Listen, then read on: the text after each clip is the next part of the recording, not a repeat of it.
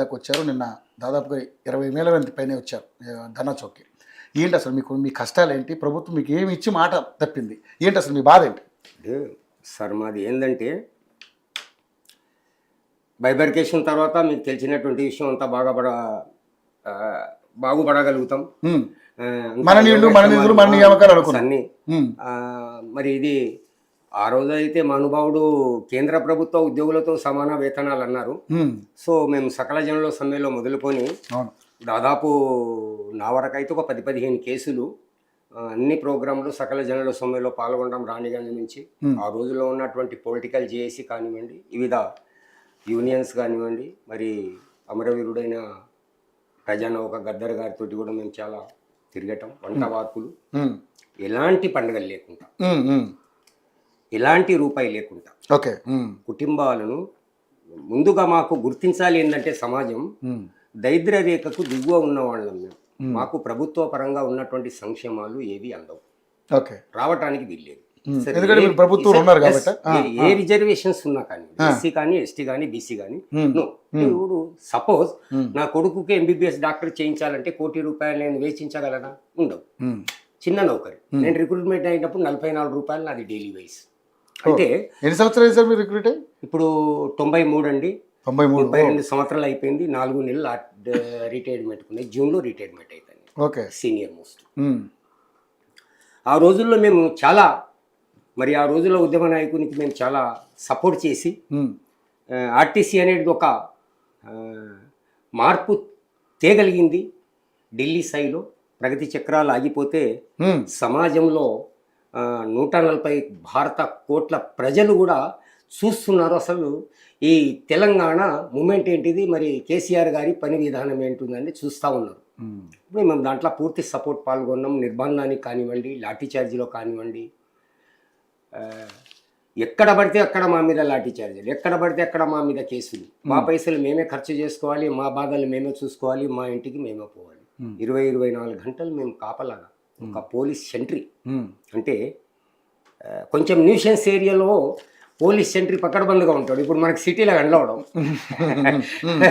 కొంచెం అడవి ప్రాంతంలో అలాగా మేము కాపలా ఉన్నాం మా డిపోల దగ్గర. ఏమన్నా వీళ్ళు బయట నుంచి బస్సులు అంత కాపలా. అంటే ఎంత పట్టుదల వచ్చిందంటే కేసీఆర్ మీద మాకు ఎనలేని అభిమానం. ఏదో చేయగలుగుతాడు. ఎప్పుడైతే మనం వివక్షతకు, ఉద్యోగ దోపిడీకి, నీళ్లకు, నియమాలకు గురి అవుతున్నాము, అవన్నీ కూడా మనకు వస్తే భావి తరాలకు మన పిల్లలు కూడా బాగుపడే అటువంటి కష్టం ఉన్నదని చెప్పి ఒక ప్రభుత్వ రంగ సంస్థను బస్సు నడకుండా కాపులు అంటే మామూలు విషయం కాదు. అప్పుడు ట్రేడ్ యూనియన్లో ఆంధ్ర పాలకులు మహమూద్ కానివ్వండి, నాగేశ్వరరావు కానీ, నేషనల్ మజ్దూర్ యూనియన్ రికగ్నిషన్స్. అప్పుడు నేషనల్ మజ్దూర్ రికగ్నిషన్స్ అంటే వాళ్ళు బంధుకు పిలిపి ఇవ్వకపోతే మేము బంద్ చేయడానికి వీలే లేదు లేబర్ యాక్ట్ ప్రకారంగా. అంటే ఇన్లీగల్ను మేము పక్కడ బంధుగా ఒక అడవిలో పోరాటం చేసినట్టు ఇన్లీగల్స్. ఇక మా చేతులు ఏం లేదు. అది ట్రేడ్ యూనియన్ పాలసీ లేదు. మమ్మల్ని ట్రేడ్ యూనియన్ నుంచి బహిష్కరించేసినారు విజయవాడ మహాసభలో వాళ్ళు. బస్సులు నడిపించాలని చెప్పి అన్ని రకాల బలగాలు తెచ్చి వందలాది సంఖ్యలో డిపోల దగ్గర పోలీసు ఇవ్వటం, ఎవరు ఏం చేస్తారని కెమెరాలు పెట్టడం, కనీసం మా ఛాయ మేము తాగలేనటువంటి పరిస్థితిలో, అలాంటి పరిస్థితి నుంచి ఏదో వాళ్ళు రికగ్నిషన్లు వచ్చారు. 12 సంవత్సరాలు ఈ రాజ్యాన్ని పాలించిండు. మంచి పాలకుడుగా మేము ఆదరించాం. చాలా సందర్భంలో తెలంగాణలో పుట్టినటువంటి ట్రేడ్ యూనియన్ నాయకులు కూడా ఒక పేరుతో సహా సంబోధించి కేసీఆర్ గారు, అశ్వత్థామ మీ కోరికలన్నీ మాకు తెలుసు. అశ్వత్థామరెడ్డి గారు, నేను పూర్తి పేరు చెప్పాను, ఇప్పుడు వాళ్ళు లేరు కాబట్టి అంతా ఇది.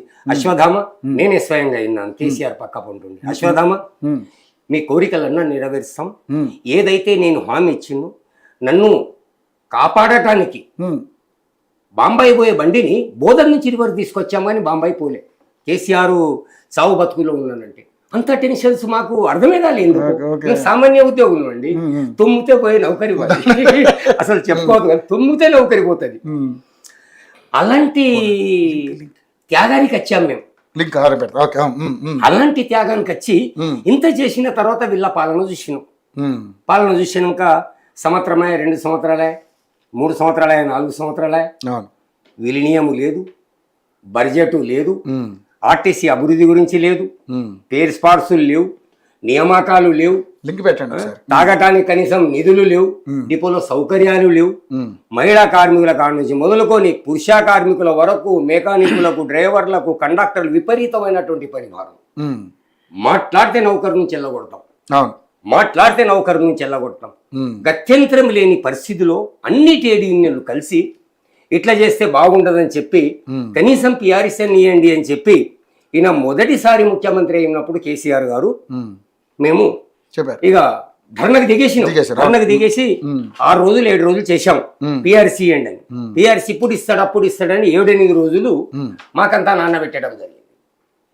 అనాథరైజ్డ్గా ఎప్పుడైతే టీవీ మీడియా ఆంధ్రప్రదేశ్ నుంచి 40% వచ్చిందో 41% ₹1 పెంచిందన్నాడు మహానుభావుడు. మా గొడవకు, మా ఉపవాసానికి నెలల తరబడి కొట్లాడేటువంటి ఒక ఉద్యోగి అంటే కార్మికుని, నేను ఒక లేబర్ బండ మోస్తలేను కాదు, బస్సు మోస్తున్నాను కదా. 36 ఫీట్ల బస్సు దాదాపుగా 60 దగ్గర నాకు తెలిసి ఒక 70 మంది ఎక్కుతారా ఒక బస్ కెపాసిటీ? 70-80 మంది. ఇప్పుడైతే మరి 36 ఫీట్ల బండి ఒక చేత. ఆ రోజు శ్రీకృష్ణ పరమాత్ముడు ఏదైతే కురుక్షేత్రంలో అలా దింపేటువంటి కెపాసిటీ ఉన్నటువంటి టెక్నికల్ మైండ్ మాది. సామాన్యం కాదు. డ్రైవర్ను చిన్నంగా చినేసుకోడు, సమాజంలో ఎవడు కూడా ముందుకు పోడు. డ్రైవర్ అంటే ఏంటంటే డెడ్ బాడీ నుంచి మొదలుకొని నీకు వచ్చే ఫైనాన్స్, నీకు వచ్చే డబ్బు, నీకు వచ్చే బంగారం, నీకు వచ్చే పాలా ప్యాకెట్, నీకు వచ్చే ఇబ్బందిని సాల్వ్ చేశాడు ప్రపంచంలో ట్రాన్స్పోర్ట్ చేసేవాడు. దారుణమైన పరిస్థితిలో 6-7 రోజులు కొట్లాడిన తర్వాత 41% అని చేసేసిండు. మెత్తబడగొట్టాక ఏమైందయ్యా ప్రభుత్వంలో, ఏమైంది సార్ ప్రభుత్వం అని మా వాళ్ళందరూ పాపం ట్రేడ్ యూనియన్కు మన హరీశ్రావు గారు మాకు ముఖ్య భూమిక పోశారు. ఓ కరుంగా అని. ఇక అది రాలే ఇది రాలే, అరే ఇది ఏదో పోయేటట్టున్నది, ఇదంతా మోసంతో కూడుకున్నది, ఇదంతా కూడా సరి అనేది కాదు. బైబర్కేషన్లో మనకు ఒరిగింది లేదు. నా నీళ్లు రాలే, నిధులు రాలే, బస్సుల సంఖ్యలు పెంచలేదు, పెరిగిన ట్రాఫిక్ అనుకూలంగా బస్సులు లేవు, బస్సు నామ్స్ లేవు, ఒక బస్సు ఎంబడి 6 పనిచేసేటువంటి వ్యవస్థ కోల్పోయినాం, స్పేర్ పార్ట్సులు లేవు, అధికారుల ఇబ్బందులు, రిమోల్ అన్ని గందరగోళ పరిస్థితులు మేము చేసినాం. సమ్మెకి వెళ్ళిపోయినాక నాకున్నటువంటి అనుభవాన్ని బట్టి 55 రోజులు ప్రపంచంలో జౌలి మిల్ కార్మికులు కూడా సమ్మె చేయలేదనుకుంటాను నేను. ఆర్టీసీలో అలాంటి సమ్మె జరిగింది. దాని తర్వాత అందరం మీకు తెలుసు, 30 నుంచి 40 మంది అమరులు ఆందోళన చెంది, ప్రాబ్లాలు చెంది, ఇంత దారుణమా వాళ్ళు చనిపోవటం. ఇప్పటికి కూడా హార్ట్ ప్రాబ్లంతో, షుగర్ ప్రాబ్లమ్స్తో, సరి అయిన ట్రీట్మెంట్స్ లేక, సరి అయిన నిద్రలు లేక, బండి మావాడు తోలుతా ఉన్నాడు, చేస్తూ ఉన్నాడు. ఇప్పటి కూడా స్టీరింగ్ మీద పిట్టలోనే రాలిపోతున్నారు. కాబట్టి నా అన్నదమ్ములు, నా సహచర ఉద్యోగులు మామూలు విషయం కాదు. ఏడుపు వస్తుంది ఈ సందర్భంలో. మీ స్టూడియోకి వచ్చిందంటే ఎన్ని కష్టాలు పడ్డామంటే ఎన్ని కష్టాలు పడ్డాం. మా కష్టాన్ని ఎవరు గుర్తించలేకపోతే 55 రోజులు సమ్మెపోయి ఆ ప్రాబ్లాన్ని చేసిన తర్వాత నిర్దక్షంగా ఏదైతే ప్రభుత్వాలు కొన్ని నిషేధించబడ్డటువంటి సంస్థ, ఉగ్రవాద సంస్థ కావచ్చు, టెర్రరిస్టు సంస్థ కావచ్చు, సపోజ్ ఇంకేదైనా సంస్థ కావచ్చు, పేరు చెప్పను, ఈ ట్రేడ్ యూనియన్ ఫాల్స్ని నిషేధించి విపరీతమైనటువంటి టార్చర్ని మొదలుపెట్టిన తర్వాత అంతట్లో ఎలక్షన్ రావటం తగ్గిపోతుంది. మా స్ట్రెంత్ తగ్గిపోదు. ఒక బస్సుకు 6 పనిచేసే పరిస్థితులు లేవు. గమ్మత్ ఏంటంటే నీకు అసలు చెప్పదు కానీ కొత్త సీసులో పాత సారా, పాత బండి కలర్ పూసుకుంటే నడిపిస్తున్నారు. ఎందుకు చెప్పాలి, సంస్థ ఇజ్జత్ తీస్తే దగ్గర అవుతుందని చెప్పి బాధపడుతుంది. అంతే. ఇక ఆ తర్వాత వీరు నిషేధించడం, అంత గందరగోళ పరిస్థితి, అంతట్లో ప్రభుత్వం మారటం. మరి ఆ రోజు ఏదైతే కేసీఆర్ ప్రభుత్వం చేయనటువంటి విషయాలు నేను చేస్తాను, విలీనియం అనేది గ్యారంటీ ప్రభుత్వంలో, కార్పొరేషన్ అభివృద్ధికి ఎనలేని కృషి చేస్తాను, ప్రభుత్వ రంగ సంస్థ బతికి ఉంటే యువతకు ఉద్యోగ అవకాశాలు కల్పిస్తారు. ఎందుకంటే మా ఉద్యోగాల నియామకాల్లో 1000 ఉంటాయి, 2, 3, 4, 5 ఉండవు, 1000 ఉంటాయి. ఒక్కసారి నియామకాలు పెట్టినటువంటి 30-40 వేలు ఉంటాయి అని వీరు చెప్పటం, వీరు మాటలేని అంటే ముందు వరుసలో మాకు ఒకసారి ఇప్పుడున్నటువంటి పాలకుల గురించి మాట్లాడేటప్పుడు ముందు వరుసలో నాకు ఒకసారి మీరు తమరు టైం ఇవ్వాలి. అసలు ఆర్టీసీ ఆర్గనైజేషన్స్ ఎట్లా ఉన్నదంటే టీవీ ప్రోగ్రామ్ కంటే ఎక్కువ ఉంటుంది మరి, హ్యాండ్ టు హ్యాండ్. ఎవరికి ఓటు పడగలుగుతుంది, ఎవరు గెలవగలుగుతారు, ఎవరు ఓడిపోగలుగుతారనే కాన్సెప్ట్ అప్పుడు మా కండక్టర్కి అర్థమైపోతుంది. 5 to 5 నువ్వు చెప్తావు అన్నట్టు అంత గమ్మత్ అనిపిస్తుంది మాది. అంటే అంత పెద్ద ఆర్గనైజేషన్లో పనిచేసే వాళ్లకు వీరు హామీలు ఇచ్చి ఇప్పటికి కూడా 3 సంవత్సరాలు 3 అయింది దాదాపు. 3 సంవత్సరాల లోపల విలీనియం ప్రక్రియ లేదు. విలీనియం మాటలు ఇక పిఆర్సీ విలీనియం లేదు, పిఆర్సీ లేదు, డిఏలు లేవు, ఏది లేదు, పాత బకాయిలు లేవు. ఇప్పుడు వీళ్ళు 370 కోట్లు ఇవ్వాలి మాకు. 370 కోట్లు ఆర్టీసీ ఉద్యోగులకు మేము చేస్తున్న జీరో. ఈ 370 కోట్లు ఎవరి మంత్రావు అన్ని పెండింగ్ అయిపోతుంది అక్కడ. ఇవన్నీ అయిపోతుంది. ఏదో జీతాలకు 100 కోట్లు కావన్నా 150 కోట్లు కావన్నా పంపించేసేస్తారు 2-3 నెలలకు ఒకసారి. అట్టిగా 700 కోట్లు ఆర్టీసీకి రిలీజ్ చేశామని చెప్పి ప్రకటన ఇచ్చుకుంటారు. మీరు ప్రతి నెల zero tickets, diesel, spare parts, యంత్రాలు నడవాలంటే దానికి ఫైనాన్స్. మాది ఆర్టీసీ ఒక రోడ్ రవాణా సంస్థ, ఢిల్లీ పర్చేజ్ డిపార్ట్మెంట్ మాది. ఈరోజు మా దగ్గర ఎండీలు కూడా పోలీస్ ఆఫీసర్కి ఎందుకు వస్తారు? మా డిపార్ట్మెంట్లో చాలా ఉంటుంది. ఆ టెక్నికల్లో నేను పోను, చాలా ఉంటుంది. డైలీ పర్చేజ్ డిపార్ట్మెంట్ మాది. లక్షల్లో. నీకు ఇన్ని డిపార్ట్మెంట్లో ఉండదు. నా పోలీస్ కావచ్చు, ఇంకా కావచ్చు, రెవెన్యూ కావచ్చు, ఉండదు. మా దాంట్లో ఉంటుంది. ఆర్టీసీ ఎండి కావాలంటే ఎంతో ఖుషిగా వస్తారు. ఈ తుపాకులు ఎందుకు, ఈ యూనిఫామ్ ఎందుకు రవాణాకని. ఇప్పటి కూడా అలాగా కొనసాగించాం. ఇక నిన్న మీరు చూశారు ఎంత నిర్బంధ కాండ పెట్టినా. ఆదిలాబాద్ నుంచి అవును చాలా మణుగూరు మహిళా సోదరి మనులు వచ్చి ఏడుచుకుంటున్నారు. No trade union policy. ఏ రాజకీయ నాయకుని మేము నమ్మలే. అందరం కూడా స్వేచ్ఛగా ఆబ్సెంట్ అయితే ఏ యాక్షన్ తీసుకున్నా పర్వాలేదు, తర్వాత మాట్లాడదాం, ముందు ఏదైతే పిలుపు ఉన్నదో దాన్ని కట్టుబడిపోతామని చెప్పి ఇంద్ర ఫారూక్ రావడం జరిగింది. ప్రభుత్వం స్పందించాలి. బంగారి బాతు గుడ్డండి మాది. ఎందుకు స్పందించలేరు?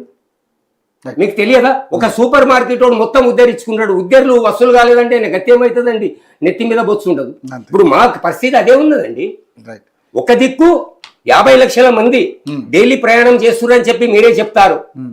125% ఈపీకేలో వార్లో ఉన్నది ఆర్టీసీ అని మీరే చెప్తారు. ఒక దిక్కు మా కండక్టర్ డ్రైవర్లు సతాయిస్తారు. సర్వీస్కు 2000, 3000, 4000 తేవాలి, లేదా డైలీ మీరు కౌన్సిలింగ్లో ఉండాలని. ఇదేమి వస్తానండి? అరే వీళ్ళు ఎంగిలి ఇస్తారిపోతే ఈయన నాకబట్టే ఇప్పుడు వచ్చి పరేషాన్లో పడుతున్నాం.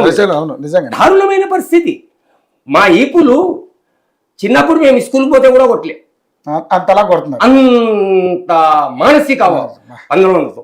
ఇప్పుడు 60% లేడీస్ ఎక్కినాక జెంట్స్ ఎవరైనా ఎక్కుతారా? లేడీస్లో జెంట్స్ పోతే వాళ్ళు నూకేస్తారు. ఏమన్నా అయితే ఉంటే లేడీస్ లేలిపోతే అంటే ఆటోలు ఎక్కబట్టే. అంతే కదా. ఇది ఒక నియంత్రణ. ఒక చెయ్యగలి తగిలినా ఏం తగిలినా ఇక నన్ను అసభ్యంగా తాకాడని ఒక రకమైన వాదన. ఓ ఇన్ని మామూలుగా ఉండదు కథ. ఎలా కాపాడగలుగుతాం? నేను ఇప్పుడే చెప్తున్నా, నువ్వు మాకు ఏదో 100 కోట్లు 100 కోట్లు పడేస్తున్నావు, డీజిల్కో దానికో మేము సంపాదిస్తున్నాం. మీరు రాపితే ఇక ఈపు ఇవ్వడానికి మా దగ్గర తోలు కూడా మిగిలేదు. మమ్మల్ని కోస్తే 1/4 కిలో పేగులు వెళ్తాయి. నేను ఇప్పటికి కూడా కోరుతున్నాను కాంగ్రెస్ ప్రభుత్వానికి, పాలకులకు తప్పనిసరి విలీనియం కావాలి, సర్వీస్ కండిషన్ ప్రక్రియ ఉండాలి, పాత బకాయిలన్నీ కూడా చెల్లించాలి, సక్రమంగా మీ ఆర్టీసీకి రావాల్సినటువంటి 370 కోట్లు ఎవరి మంత్ ఆర్టీసీ కట్టాలి. అప్పుడు ప్రజాస్వామ్య వ్యవస్థలో నీతి ఇమాందారి ప్రభుత్వాలు అనుకుంటారు. ఎందుకు మీరు ప్రయాణికులను మమ్మలను చూత్య చేసి పరేషాన్ చేస్తున్నారు? ఆర్గనైజేషన్ సర్వనాశనం అయిపోతుంది. అధికారులు ఆందోళన చెందుతున్నారు. ఫస్ట్ సారికి రోజు ఎక్కడి నుంచి తెచ్చేయాలి డబ్బు అని మా సిపిఎం గారు, ఎండి గారు పాపం సెక్రటరియట్ పొంట రవాణా శాఖ సెక్రటరీ గారి దగ్గర పోయి దండం పెడతానయ్యా మాకు జీతాలకు పైసలు లేవని చెప్తున్నారు. ఏంటండి ఇది? రైట్, మాట్లాడదాం సార్. చాలా అద్భుతంగా మాట్లాడారు. దాదాపు 20 నిమిషాలు అద్భుతంగా. అంటే మీరు మాట్లాడుతుంటే ఇంకా అంటే దాని గురించి తెలుసుకోవాలని ఉంది. బట్ నాయకులు కూడా అవకాశం ఇద్దాం, వాళ్ళతో మాట్లాడదాం. సరే, గత ప్రభుత్వం వీళ్ళు ఇక్కడ ఏ ఇబ్బందులు పడ్డారు, ఇప్పుడు ఏ ఇబ్బందులు పడతారు తర్వాత. సార్ విజయసాగర్ గారు, ఇప్పుడు ఆయన చాలా నీట్గా